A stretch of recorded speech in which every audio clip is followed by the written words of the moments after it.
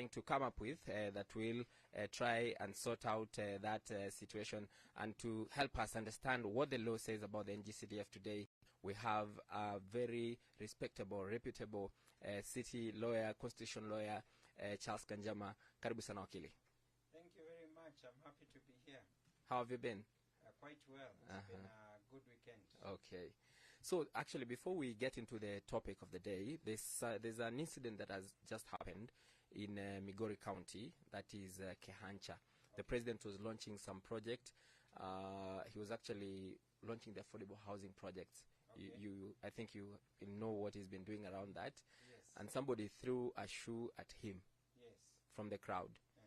In your recollection, has it ever happened before in Kenya?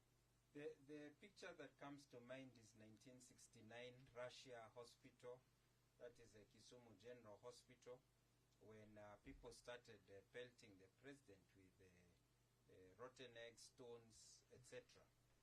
And that incident, of course, is famous in Kenya's history because the security of the president opened fire on the crowd, and several lives were lost.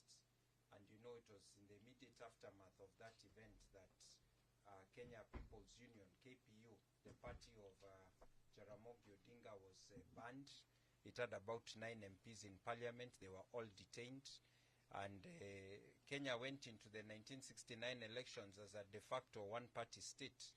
So that's the first incident that comes to mind. So when you see someone throwing anything, any form of projectile to the president, it is something that causes concern. Fortunately, in this occasion, no one else in the crowd took additional measures. There were no further triggers, but the potential is very serious. And of course, throwing any projectile at the president is a criminal offense, and it is something that should not be encouraged. There are many ways of expressing protest that are recognized in the Constitution, and they should not include throwing projectiles at state officers because of the threat to breakdown of law and order and security. Okay, let me just play the clip of what transpired. It's a very short clip, a 5-second clip. I know you may have heard it or watched it trend. Let me just play it. The president was speaking about reducing the cost of fertilizer, the cost of living, so that the farmers in KIVUTHA, that is Kuria West constituency, can do their farming better. So let's just listen to it.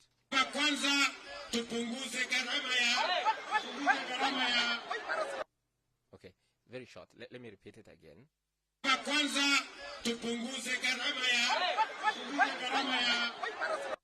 Was the incident. So, Wakili, there are some developments from that incident that I think we could bring our listeners up to speed on. Security officers in Kuria West, Migori County have arrested 3 individuals suspected of throwing an object at President William Ruto on Sunday evening. It was actually a shoe. And the security team has moved in to try and quell that situation. You say it is a criminal offense, but probably it is a way of the people expressing their dissatisfaction probably with the current government. Would you attribute it to that?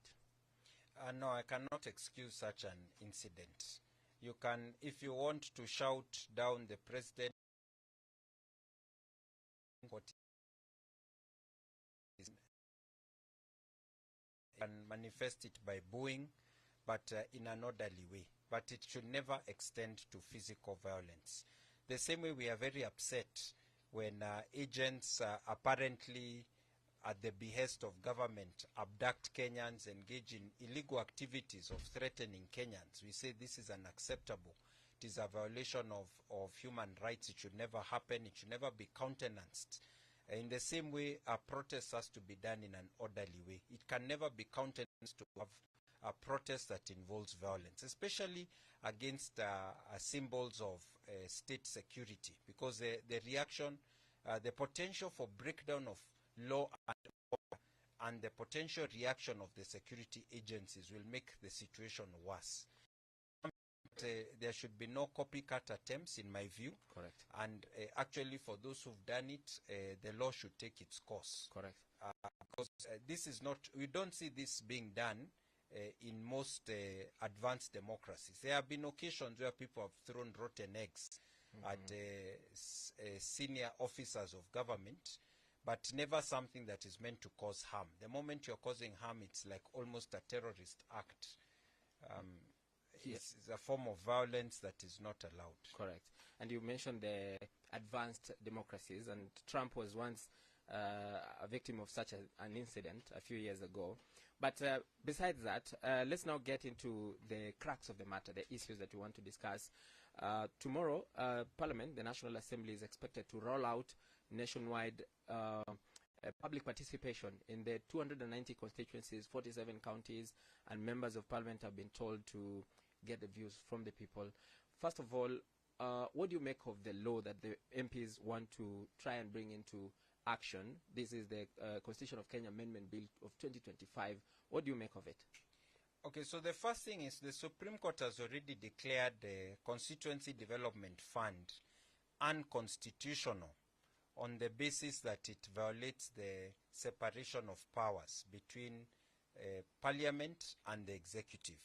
Parliament's job is to oversight the executive, and the executive's job is to spend the revenue that has been approved in a parliamentary law, the Appropriations Act, and then to account to the Auditor General to spend the money in accordance with the approval of the control of budget, and finally, Parliament to oversight. Of course, the decision of the Supreme Court was on the CDF Act, and Parliament had already passed the NGCDF Act. But it is expected that the National Government CDF Act is likely to face the same fate because of the connection that is there with the Parliament. Of course, the drafters of the new act, the NGCDF Act, they tried to implement the concerns of the judiciary, which are concerns about how the Constitution is currently designed, and keep MPs away from the appointment of the CDF committee members. But the reality on the ground is that MPs still play an important role in who becomes a member of the CDF committee. They also tried to deal with the question of the difference between national and devolved government, because under the previous CDF Act, the governors were complaining, why are MPs coming to do development in the counties, and yet county development is under the county government. The fourth schedule of the Constitution has 14 functions for county government and 35 functions for national government. So in the NGCDF Act, they tried to focus the MPs' action on the 35 functions of national government. But because the courts have already taken a view as to the constitutionality of CDF, the MPs feel that the way of safeguarding CDF is by entrenching it in the Constitution. And the Constitution, under its provisions, allows amendment. You can amend the Constitution. And remember, during the BBI cases that went to the courts, the Supreme Court eventually said there is no provision in the Constitution that cannot be amended. Correct. There was a basic structure doctrine that had been proposed. And the court said that Article 255 of our Constitution is what can be called the basic structure. There are entrenched provisions, 10 of them, for which you need a referendum. So it's not that you can't amend. You can. You can, but you will need a referendum to approve the amendment, so that once the National Assembly passes the constitutional amendment with a 2/3 majority, and the Senate also with a 2/3 majority, and they have to ensure there is a 2 months period between the first reading and the second reading for public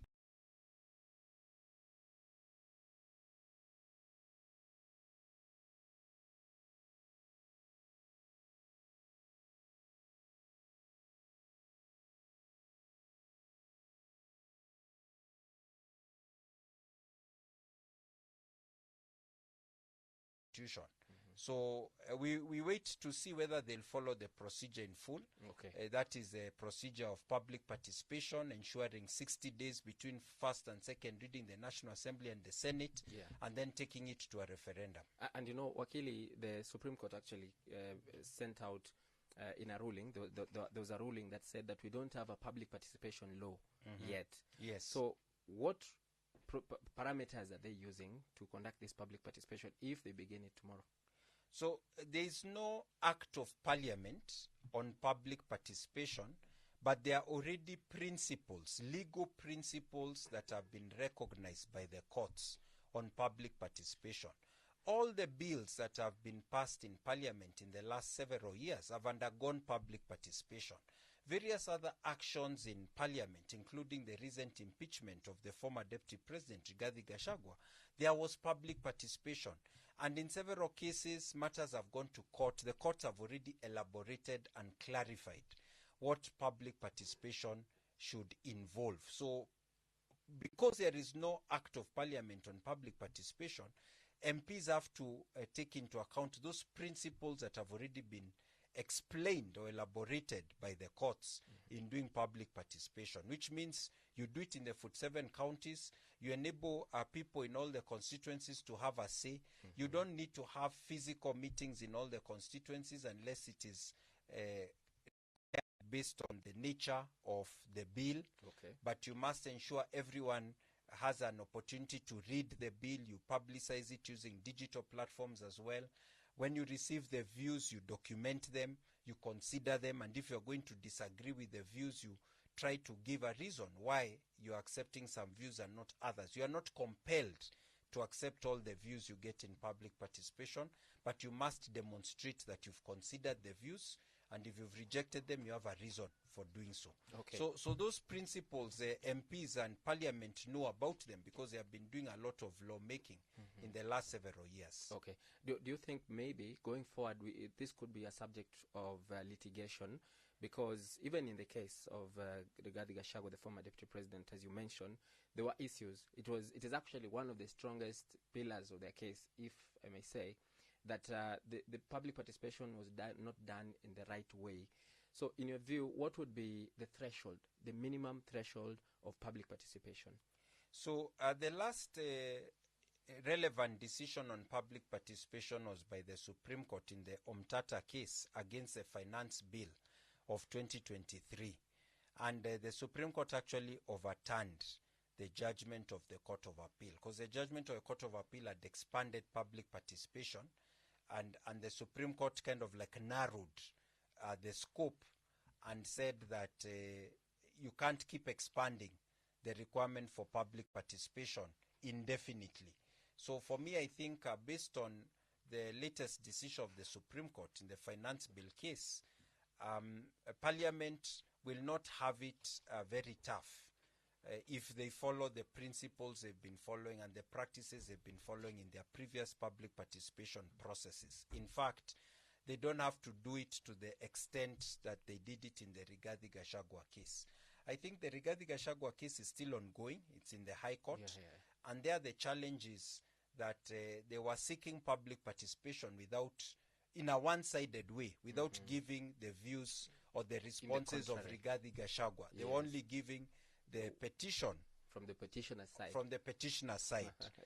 And so that is the main argument there. But you see, this particular case of the bill, they are just following the normal public participation where you give the bill and the memorandum of objects and reasons, you explain why you want to do it that way, and then you get views from Kenyans. So it's a bit different from the Rigiji case. Okay. So assuming the members of parliament will continue, the MPs, the members of the National Assembly continue with that public participation tomorrow.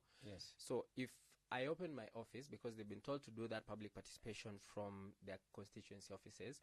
So if I'm the member of parliament and I open the office at 8, say 8 until 5 p.m., and only 2 people come, would that be sufficient public participation? Yeah, because the principles of the court is that public participation is not based on a minimum threshold of a number, quantitative numbers. It's both quantity and quality. So you need to show that you've given people reasonable access to public participation. This includes hybrid methods, physical. Those who want to give their views physically, they can visit the constituency office. You can send an email. You can communicate in other digital forms, because the advertisement of the National Assembly indicates where you can send your comments to reach the clerk. So long as you've given them different opportunities, then you can't compel the people to take advantage of the public participation. Okay. But addressing exercise, you have to make it easy for the people to give their views. Okay. So that means Parliament needs to show what efforts did we put to make it easy for people to give their views. And if you've gone to all to 90 constituencies, in my view, that seems reasonable. Okay. So Wakili, the MPs are supposed to begin this public participation tomorrow, despite a case that has been filed by 5 organizations. Some of them led by Katiba Institute, and they're saying this thing should not continue. So if it is going to continue with something active in court, without going into the details, what will it mean for the whole process? So the courts have mechanisms to preserve the status quo. And the mechanisms the court uses what is called conservatory order. The court can give a conservatory order at any stage, whether before the public participation, after the public participation, but before the second reading or the final consideration by Parliament, or even if the bill passes into law after public participation, they can quash the bill. So it doesn't really impact the parliamentary process. In the absence of a conservatory order, Parliament, just like any other state organ or public organ or officer, are allowed to continue with public government processes unless there is a conservatory order or an injunction. But later on, the court is not stopped from reviewing the procedure that was followed, and if they think the procedure was flawed, quashing the outcome of that process. Okay. So from the legalese and the whole process that has been through this public participation, and even the NGCDF, as a lawyer and of course as a Kenyan, what would you make of the NGCDF? Are the MPs validated to try and legalize it?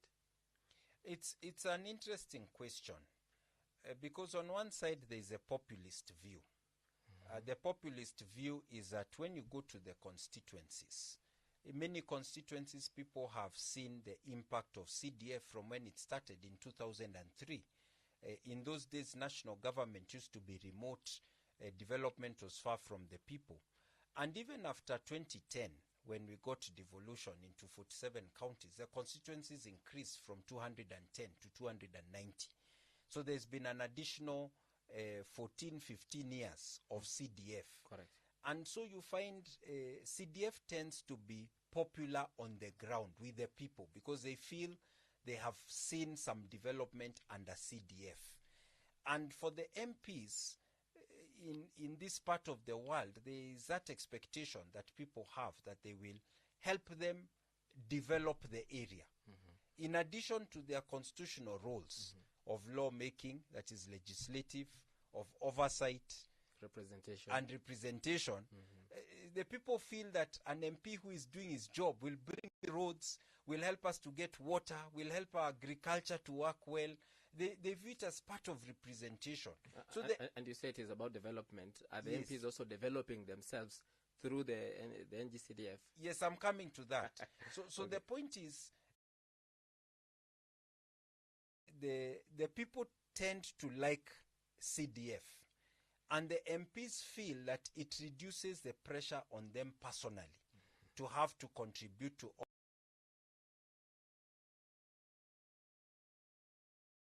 And so the popular view tends to say that, oh, we like CDF.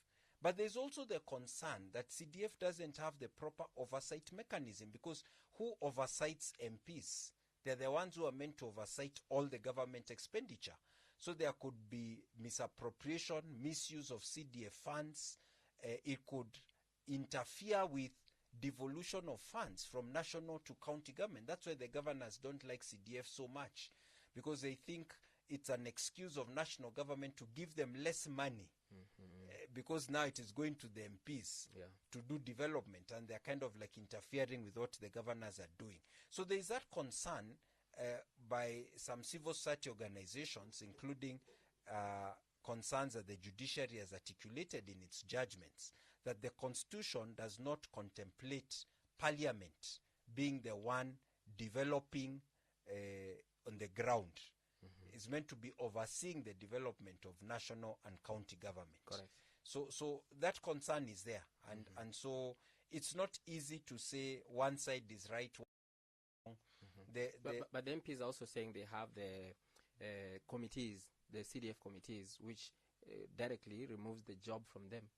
Yes, in fact, in the original CDF Act, it was the MP used to be the chair of the CDF committee and used to have a role in appointing the other CDF members. Then they amended the act. They came with the second CDF Act, where the MP was no longer the chair, but was involved in the process of appointment. And then even with that one, they then amended and now brought the NGCDF Act, where the MP officially is not involved in the process of appointment. But as you rightly said, they are patron, and they have ways of influencing who becomes a member of the CDF committee and how the ground. True. So the critics are saying that even if you window dress this animal, or it is a hyena and you put sheep skin on top of it, it remains a hyena under the sheep skin. And that is why these organizations have gone to court to try and challenge the attempt to entrench CDF. Okay. So if they were to amend this law, what would they be trying to cure? Because they will still be running this NGCDF. How is it going to help the new amendment? No, the main idea of the amendment is not really an amendment to the CDF Act. It's an amendment to the Constitution. Because the main obstacle to the longevity or continued operation of the CDF is the court orders that are saying CDF is unconstitutional. So when the court says something is unconstitutional, it means the Constitution does not allow you to do this. But we see that the Constitution has been made for man, not man for the Constitution. So if you think the current form of the Constitution doesn't allow you to do something that you think you should do for the interests of Kenyans, then you amend the Constitution. That's the thinking of the MPs. So what they're trying to do now is to amend the Constitution to entrench there a provision that gives Parliament that additional function of CDF. So you mentioned the basic doctrine structure. The basic structure doctrine. Yes. Sorry, the law. Today is about the law. And just to throw in another word, the court already settled this issue in what you call res judicata. Res judicata. The matter is now res judicata. In the BBI case, it was settled. The court said that there is no provision that cannot be amended. Correct. And the only thing we can call basic structure are the entrenched provisions that already exist in Article 255 of the Constitution. There are 10 of them. And one of them, the 8th one, is functions of Parliament. Which means because it's an entrenched provision, anytime you try to change the Constitution and alter the functions of Parliament, either add or reduce, change the functions of Parliament, you will need a referendum. So what you're saying is, yes, the MPs cannot amend this thing because they'll be interfering with the basic structure of the Constitution. Is that so? No. What I'm saying is that if they amend, the outcome of the amendment has to go to the people in a referendum for the people to either confirm or reject that amendment. So just so that we understand it well, so after this whole process, will we need a referendum then? If they are successful and they successfully amend the Constitution, yes, we will need a referendum. To entrench what they want to entrench? Exactly. Wow, that's new. That's interesting. And not only you need a referendum requires about 10 billion shillings based on IBC projections. We'll need an IBC in office. They'll need to have settled down. They'll need to look at the referendum provisions in the Elections Act. Those processes of referendum have to be triggered if the MPs succeed in amending the Constitution through the bill before the amendment can take effect. Wow. So you mean, are you now saying that the MPs are just chasing the wind? It's another hot air exercise? No, I'll not say that. Because anyone can initiate a constitutional amendment, MPs or any member of the public. Okay. Yes. Practically speaking, yes, do you think we have that time, first yes, of all, yes, to do a referendum? Do we have the budget? Yes. Do we have the goodwill from the government? Yes. To conduct it? Do you think this thing is possible? In your view? What I would say is this. if there's a constitutional process that is stipulated in the Constitution, the government should never frustrate it with the argument that there are no funds. For example, every 5 years we are meant to go for elections. Even if it costs 30 billion shillings, we expect elections to happen. Government cannot say, no, we don't have money, let's postpone elections for 2 years. You understand me? Yes. So because the Constitution has said that the moment a constitutional amendment bill passes that needs a referendum, you need to hold the referendum, I think within 90 days or so, then they have to do it. They have to get the money, even if they will get emergency funding and divert money from some other projects, they would have to do it. So the MPs who have started this bill, they believe that if the bill passes the two houses, then it will compel the government to find money for the referendum. Wow. You know, there was a time the IBC commission came to Parliament. Yes. And they were being asked questions, how much it would cost to do a referendum. And they quoted so many billions. Was that for referendum or for elections? For referendum. For election, it was about 60 billion shillings. Yes. But there was another question, a supplementary question from the members. Yes. And the ABC said, we will need time to compute and give you the details. Yes. So I'll check with them again to see how much it will cost to do a referendum. But I again, know it's at least 10 billion, maybe 20. But it should not cost so much. But it tends to cost a lot because of the processes that surround elections, including voter education, civic education, registration of voters, printing of ballot papers, some of the electronic voter equipment, whether it's voter identification or biometric voter registration, has to be upgraded. So some of those things are costly. So, Wakili, after you've explained all these things, don't you think this is just a waste of time? No, I would not say it's a waste of time myself, because I think any Kenyan... Not legally speaking. I know there's you as a lawyer and you as a Kenyan and as somebody who sees things practically, yeah? Yes. In your view, actually, I've gotten the details of the cost of a proposed referendum. Okay. This was requested by Raila Odinga when there was a push for BBI and all that in 2020. 2020, yes. And the IBC said the estimated figure of conducting a referendum would be 14 billion shillings. 14.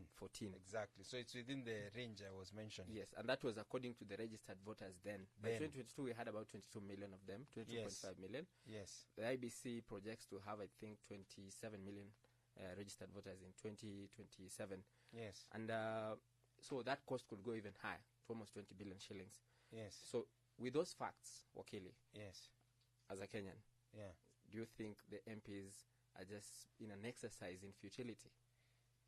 Maybe to answer the question, let me say that in the 1980s, there were some people who went to court raising constitutional petitions of human rights violations.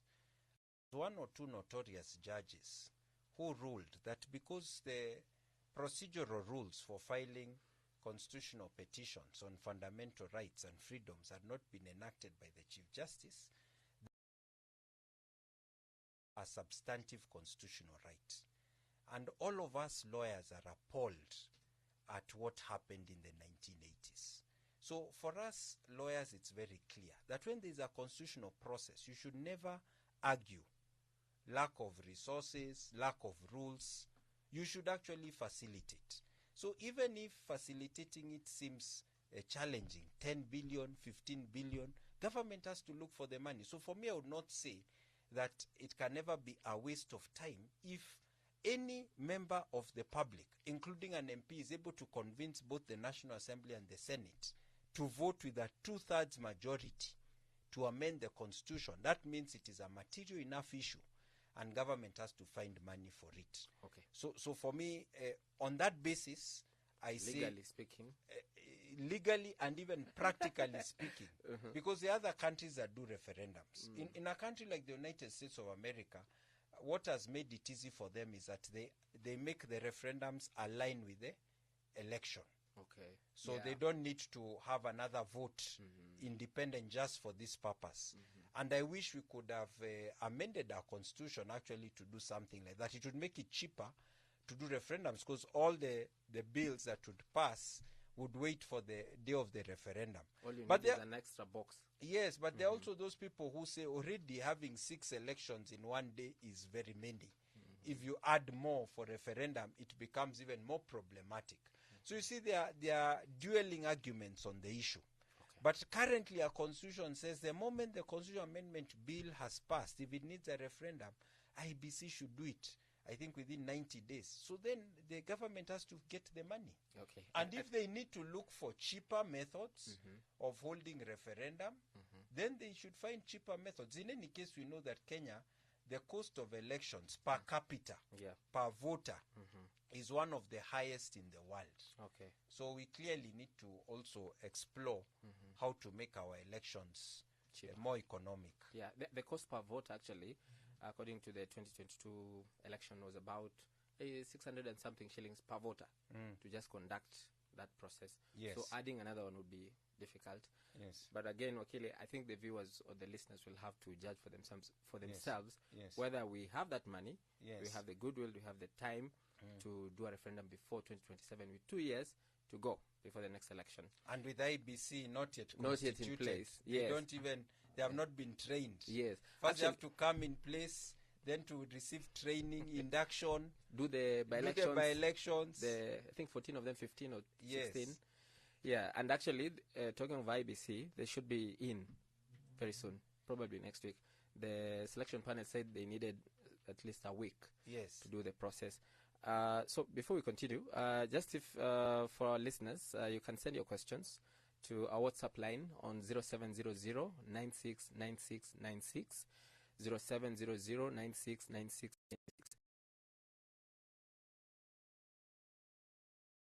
X at hot_96 FM Kenya, and Facebook at hot96, on YouTube hot96 FM Kenya. We'll be sampling some of those questions that we'll be taking, and of course we'll be due for a short commercial break briefly. Then we'll be coming back with winding up, Wakili, because I understand you're a very busy man. You have so many books to read. The law, and it's a Sunday, so so we'll be winding up at about 8. Okay, Wakili. Let's take a break.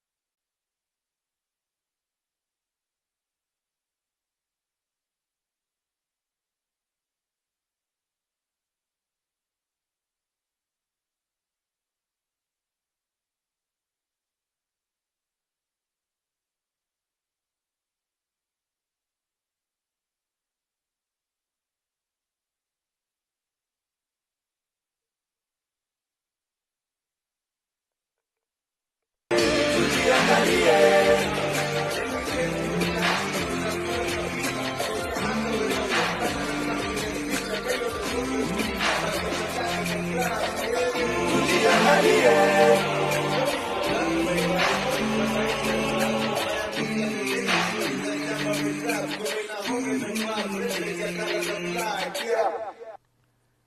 is a Gazette notice. They are saying that they want to amend the Constitution in order to legalize this CDF national government. What does national government have to do in the counties? And therefore the debate in the country should not be about whether CDF should exist or not. It should be whether we are going to add more resources into NGCDF. Unataka CDF ibaki ama ikwende? CDF ibaki ama ikwende? Wakili, you have heard some of the clips. Well, by the way, welcome back. This is Checkmate on Hot 96. And we have Charles Kanjama, a seasoned lawyer, constitutional lawyer, trying to, as we try to understand this public participation on the amendment bill, the Constitution Amendment Bill of 2025, that tries to entrench NGCDF, National Government Affirmative Action Fund, and the Senate Oversight Fund into law. And the clips we've just heard are the former Prime Minister Raila Odinga saying the MPs have no business with doing with the NGCDF. You've also heard the MPs.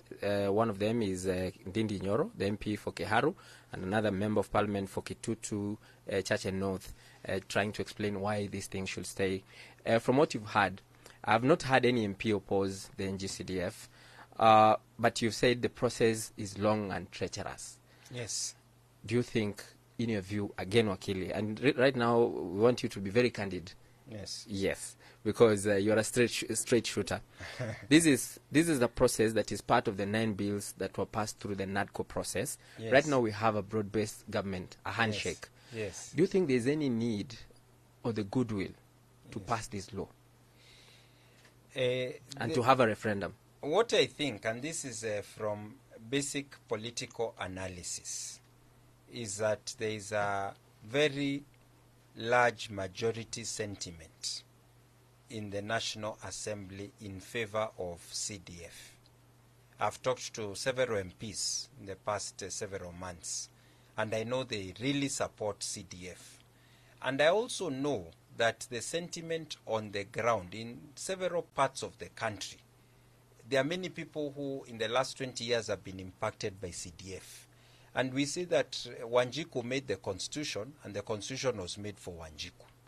So I know that if you ask Wanjiku whether she wants CDF to continue or not, Wanjiku may not be a lawyer, she may not understand constitutional principles. She's likely to tell you, tunapenda CDF. She'll tell you, we like county government, and we also like CDF. Why can't we have them? Both. So at other levels, the more elite levels, there is a feeling that CDF is interfering with the work of executive and also interfering with the structure of government, because parliament will be doing something which they are meant to be oversighting. Now they are the ones implementing. There is a feeling that CDF will interfere with county government. But that is the legal argument, the constitutional argument that the courts have articulated. But you have the common person's position, you could say the Wanjiku position, that tends to be simple, but Wanjiku says, I like CDF. So you see, you have those two conflicting strands. Yeah. And at the end of the day, who votes in parliament is the MPs. Who votes in a referendum is Wanjiku. Yeah. So if the CDF issue was to go to Wanjiku, there is a chance that Wanjiku will accept the CDF to be entrenched in the constitution. So that's why I would say that it may appear to be a difficult task because of the cost of referendum, because of the time that is going to take. And we've never amended this constitution of 2010. But I believe that if there was one thing that might result in the first amendment to the constitution, it would be a populist initiative like this one of CDF entrenchment. Wow. And the bill doesn't just end at CDF. The other proposals for National Government Affirmative Action Fund, this should be for the Women Rep, and the Senate Oversight Fund. Do you also share the same views on the two other funds that wants to be established? You see, the two other funds, Wanjiku doesn't know about them. So I don't know whether Wanjiku has any view about those two funds. But I know from the perspective of those who made this draft bill, they were doing it this way to get the support of senators and women reps in the process of voting in parliament.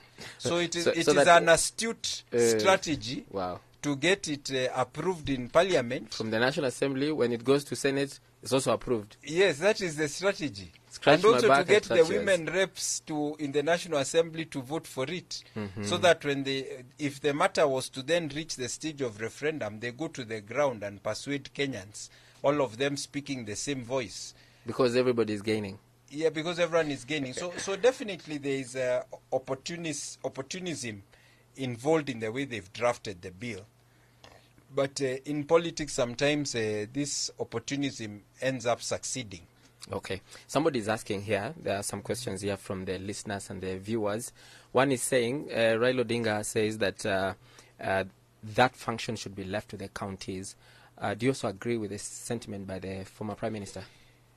I think the initial CDF Act had a problem in that the devolution of development was on both the national government functions and the county government functions. But there have been several decisions of the courts that have clarified that the role of the county government is to work on the 14 functions listed in the 4th schedule that relate to county governments. And the job of national government is to work on the 35 functions also listed in the 4th schedule that belong to national government, which means both national and county government have to go to the grassroots. If national government has functions, they have to take them to every county, to every ward, and that's why they have the National Government Administration Officers Act, the one for Ngao, so that the national government can also go down to the ground. And this is what Article 7 of the Constitution requires, that both national government decentralizes its activities. For example, police stations are a national government function. But every county, every ward, every sublocation, they all need police stations. So who's going to build police stations? It could maybe be done even through CDF. You get what I'm saying? Yeah. So at the same time, the county government should also be taking development to the ground. The county governors are concerned that the government has not really done effective financial devolution. They feel they should be getting 30% of the overall revenue. And they're struggling to get 15%. They're struggling to get 15%. Actually, if you consider part of government expenditure is financed by loans, the effective amount they are getting is around 10% because they don't get any percentage of the loan. You understand? Yeah. So they feel that all these strategies of taking national government to the grassroots are devices to deny funds to the devolved government. And that is why the comments or sentiments of Raila Odinga, which are also held by many county governors, they have some basis. But there is also logic on the other side, because the other side is saying, no, under NGCDF, we've made it clear, it's only the 35 functions of national government that we want to decentralize through the CDF. Okay. So, Wakili, because of time, and you've mentioned that you had to run a few errands, what would be your last word and your advice to the members of parliament as they plan to begin this process tomorrow? There is a place in the Bible where it says that nobody who decides to put up a building should start the job before they have counted the cost. They have seen from budgeting whether they have enough money to finish the job. And I would like MPs to maybe reflect on that question. This is a journey that is long, arduous. Do they have the resources, the energy, even the political capital to do it at this point in time? This is what I would ask them to reflect on. And of course, for Kenyans who will be taking part in public participation from tomorrow, I would be urging them to reflect on what the constitutional structure requires, because it has put in place balance of power between the three arms of government, checks and balances, and there are certain reasons why Parliament has been given some roles and not others. So when they give their views, let them also reflect on whether entrenching CDF will be good for constitutionalism in general or not. Okay. Thank you so much, Wakili. That sums it up. Of course, it has been a show that has really elicited a lot of reactions because Kenyans are asking, do we need it? And as you say, some of those people in the ground, watu mashinani, they don't even understand what this fuss is all about. They just need services, yes. roads, markets, and all that. Yeah, but I think this is a continuing conversation that we'll continue to have, and I want to thank you for coming. I hope you'll come again next time when we call you on board. Thank you very much for inviting me. Yes. It was my pleasure. Thank you so much, Wakili. That's it for tonight. We'll be linking up again next Sunday from 7 as we continue with the conversation on Checkmate. Thank you so much. My name is Emmanuel Too.